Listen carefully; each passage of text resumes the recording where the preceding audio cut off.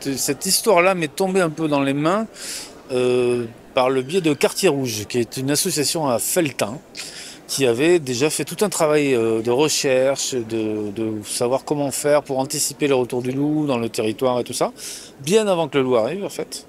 Et donc ils avaient fait tout un tas de recherches, de comptes rendus, de choses comme ça, et ils voulaient diffuser ça, faire quelque chose. Ils se sont dit qu'une bande dessinée, ça serait peut-être le bon moyen de le faire. Et donc ils ont contacté les éditions Rackham, qui sont à Tarnac, qui sont juste à côté. Et Rackham évidemment, c'est latino et on est copains et c'est retombé sur nous. Justement en regardant un peu ce que pensent les scientifiques de tout ça et en voyant un petit peu comment ça fonctionne un loup et comment on peut se prémunir surtout des attaques de loups et voir un peu les faits scientifiques en fait. C'est un peu ce qu'essaye de faire cette bande dessinée, mettre les choses à plat. J'ai été beaucoup aussi aidé par les gens du PNL, du parc naturel de Mille Vaches en fait.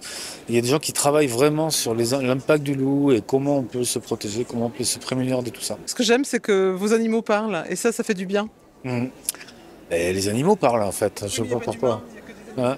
Oui, c'est vrai, c'est vrai, c'est vrai. Il y a des humains qui ont des têtes d'animaux en fait, plus simplement en fait. Mais il y a pas que les animaux qui parlent. Il y a aussi les plantes, il y a aussi les cailloux, les pierres. Enfin, c'est un monde animiste en fait, comme peut-être est véritablement le monde. Est-ce que les cailloux vous parlent? Est-ce que à vous? Mais si on tend bien l'oreille assez longtemps, je crois que les cailloux parlent. Tout peut parler en fait. Tout simplement, c'est une histoire de perception en fait.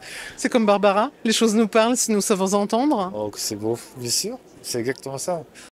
Et pas non. Est-ce qu'on va réussir à réconcilier l'homme et le loup? Ouais, ça serait bien, hein. Ça serait bien, hein. Ouais, ça serait une bonne chose. Mais il faut peut-être réconcilier l'homme avec l'homme avant ça, pour qu'il arrive à se réconcilier avec le reste du vivant.